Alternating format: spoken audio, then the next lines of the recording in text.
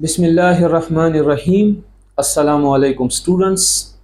My name is Wakar Shah and I am your science teacher. Today we are starting grade 7 science from Afaq Sun series and our chapter is transport of nutrients.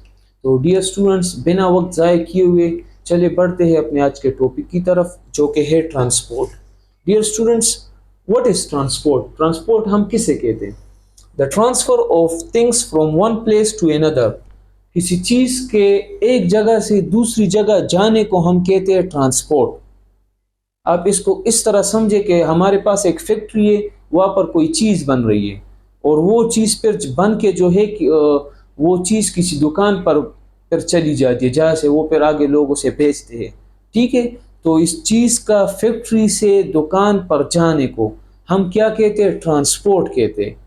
हम इसे क्यों transport कहते हैं? क्योंकि ये चीज़ एक जगह से दूसरी जगह मुंतकिल हो गई है, शिफ्ट हो गई है, इसलिए हम इसे कहते हैं transport.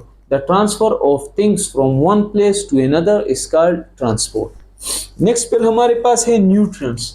What are nutrients? Dear students, nutrients हम कहते हैं ग़िज़ाई अज्जा को. ठीक है, न्यूट्रिएंट्स हम कहते हैं ग़िज़ाई अज्जा को.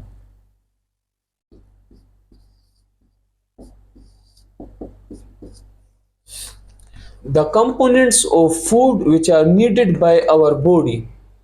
हम जब कोई खुराक खाते हैं, ठीक है, तो उस खुराक के अंदर ऐसे अज्जा, ऐसे कंपोनेंट्स जिनकी हमारी बॉडी को ज़रूरत होती है, उसे हम कहते हैं न्यूट्रिएंट्स. ठीक है, जैसे कि फॉर एग्जांपल फैट्स हो गए, प्रोटीन हो गए, मिनरल्स हो गए, कार्बोहाइड्रेट्स हो गए. ये सब न्यूट्रिएंट्स हमें किस चीज़ से मिलते हैं? खुराक से मिलते हैं. मैं इसकी चलिए आपको एक एग्जांपल भी दे देता हूँ. लेट्स से आपने राइस खा लिए, चावल खा लिए.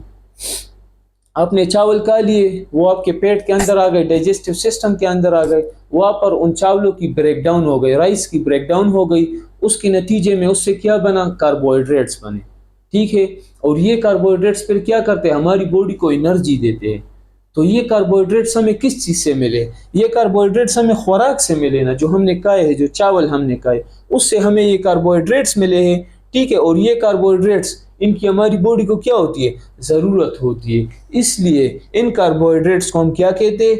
न्यूट्रिएंट्स कहते हैं. डियर स्टूडेंट्स, ह्यूमन की जो बॉडी है वो एक मल्टी सेलुलर बॉडी है. मल्टी सेलुलर बॉडी हम उस बॉडी को कहते हैं जो मोर देन 2 सेल से बनी होती है. वो बॉडी जो हमारे पास 2 या 2 से ज़्यादा सेल से बनी हो. तो ह्यूमन की बॉडी हमारे पास मुख्तलिफ सेल से मिलकर बनती है. इन सेल्स की जो सबसे बेसिक ज़रूरत है वो है फूड और ऑक्सीजन, खुराक और ऑक्सीजन. इन दो चीज़ों के बगैर हमारी बॉडी के सेल्स सर्वाइव नहीं कर सकते. ठीक है, वो मर जाते.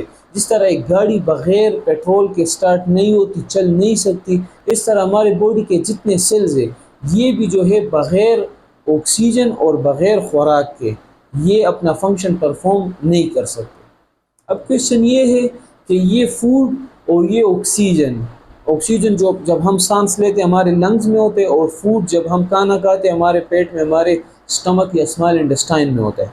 तो अब ये फूड और ये ऑक्सीजन हमारे इन हिस्सों से हमारे बॉडी के बाकी पार्ट्स तक कैसे पहुँचता है? इसके लिए अल्लाह ताला ने हमारे बॉडी में एक ख़ास किस्म का सिस्टम बनाया है जिसे हम कहते हैं सर्कुलेटरी सिस्टम. ये सर्कुलेटरी सिस्टम क्या होता है? The transportation system in human is called circulatory system. हमारी ह्यूमन बॉडी में जो ट्रांसपोर्टेशन सिस्टम होता है उसे हम कहते हैं सर्कुलेटरी सिस्टम. ट्रांसपोर्टेशन सिस्टम वो सिस्टम जो बॉडी के एक हिस्से से किसी चीज़ को दूसरे हिस्से तक लेकर जाता हो, उसे हम कहते हैं ट्रांसपोर्टेशन सिस्टम. ठीक है, लेट्स से हमने सांस ले ली, हमारे लंग्स में ऑक्सीजन आ गया. अब इस ऑक्सीजन को हमारे बॉडी के बाकी हिस्सों तक कौन लेकर जाता है? सर्कुलेटरी सिस्टम लेकर जाता है. लेट्स से हमने खाना खा लिया, खुराक है हमारे स्टमक में आ गया. अब हमारे स्टमक से इस खुराक को बॉडी के बाकी सेल्स तक कौन लेके जाता है? तो सर्कुलेटरी सिस्टम लेकर जाता है. फिर सर्कुलेटरी सिस्टम किन चीज़ों से मिलकर बनता है? किन कंपोनेंट्स, किन अज्जा, कंपोनेंट्स हम कहते हैं अज्जा को, किन अज्जा से मिलकर बनता है? तो ये हमारे पास 3 कंपोनेंट्स से मिलकर बनता है: heart, blood and blood vessel.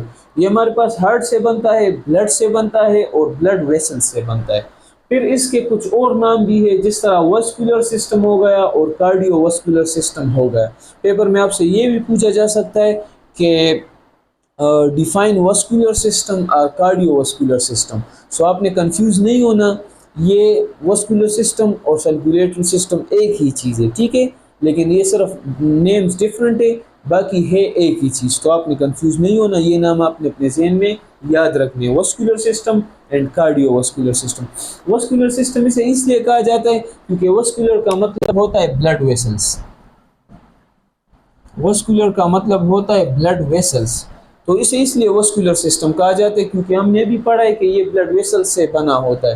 اور کارڈیو واسکولر سسٹم اسے اس لیے کہا جاتا ہے کیونکہ کارڈیو کا مطلب ہوتا ہے ہارٹ اور واسکولر آپ کو پتہ ہے کہ ویسلس کو کہتے ہیں، ٹھیک ہے، اس لیے اسے کارڈیو واسکولر سسٹم بھی کہا جاتا ہے.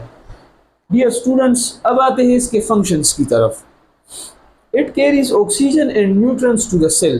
ہم جو سانس لیتے، جو آکسیجن اپنے باڈی میں لیتے، جو ہمارے لنگز میں ہوتا ہے، اور جو کھانا کھاتے، جو خوراک کھاتے، جس سے ہمیں نیوٹرنس ملتے، ان نیوٹرنس کو اور اس آکسیجن کو ہماری باڈی میں کون باقی سیلز تک پہنچاتا ہے؟ تو سرکولیٹری سسٹم ان کو باقی سیلز تک پہنچاتا ہے. Remove carbon dye oxide out of the body. ہمارے جو باڈی کے مختلف سیلز ہیں ان میں جو ایکسیس کاربن ڈائی آکسائڈ جمع ہو جاتا ہے، تو اس کاربن ڈائی آکسائڈ کو پھر ہماری باڈی سے کون نکالتا ہے، کون واپس لاتا ہے؟ تو وہ بھی سرکولیٹری سسٹم کرتا ہے.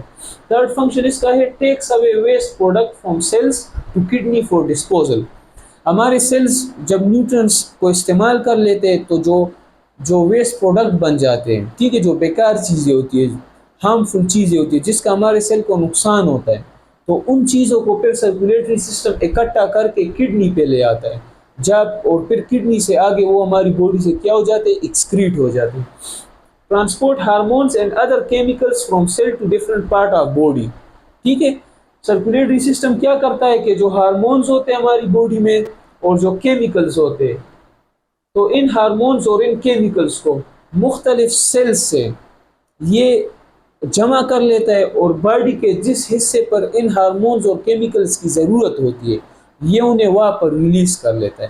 ہارمونز ہمارے پاس بیسکلی کیمیکل میسنجرز ہوتے ہیں، ٹھیک ہے، جو باڈی کے فنکشنز کو ریگولیٹ کرتا ہے اور باڈی کے گروتھ کو جو ہے انہینس کرتا ہے. Dear students, this was the end of our lecture. I hope آپ کو سمجھ آ گئی ہوگی. انشاءاللہ in the next lecture we will study the components of circulatory system and the first component is heart. So in the next lecture inshallah we will study what is heart, what is the structure of heart, what are the functions of heart. Okay, Allah Hafiz.